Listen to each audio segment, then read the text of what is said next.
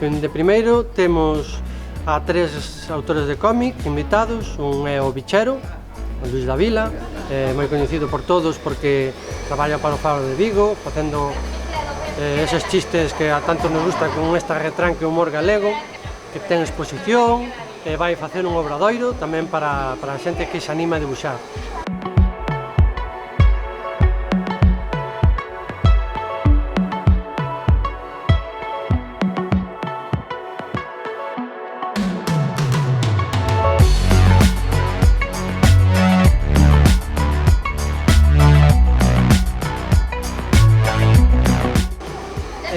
Temos a Pablo Velarde, un grandísimo dibuixante, como se podrá ver na súa exposición tamén, un dominio brutal das acuarelas e dos negros, que traballou sobre todo para o Jueves e revistas satíricas. E depois temos tamén invitado a Ángel de la Calle, que fai moita cómic de xénero negro, crítica costumbrista, tamén coñecido por ser organizador da Semana Negra de Xixón, e vai nos falar da súa última obra, que é Pinturas de Guerra. Todos eles teñen exposición e obradoiro.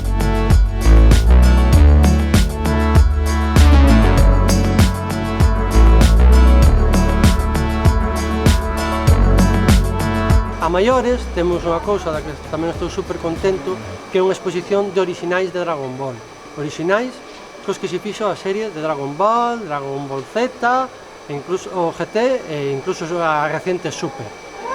En Super non hai cels de animación porque agora se fai todo con ordenador, pero sí que hai unha parte que en cine sería o storyboard, o mesmo ahora en animación, na que sexa con ordenador, síguese facendo este traballo a man.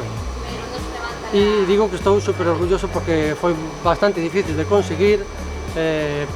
A colección principalmente dun coleccionista, pero houve que tirar man de moitas persoas para ter as figuras, para ter os videoxogos, para ter todo o que está aquí.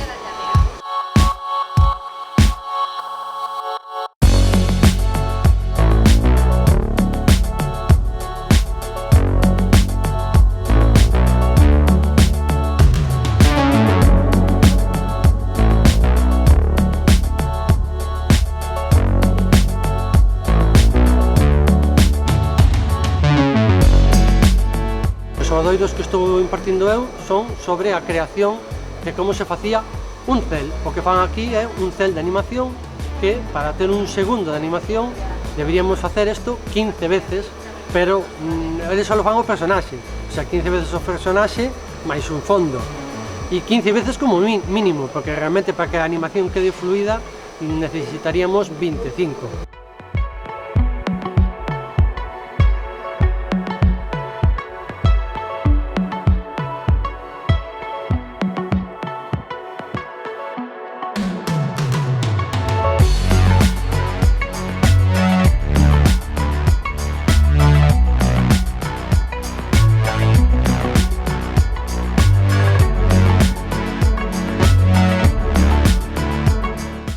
O traballo co Liceo vai fluido porque eu vou propoñendo e eles, na medida do que eu vou dicindo, pois digamos que hasta ahora me van autorizando a facelo todo case con total liberdade.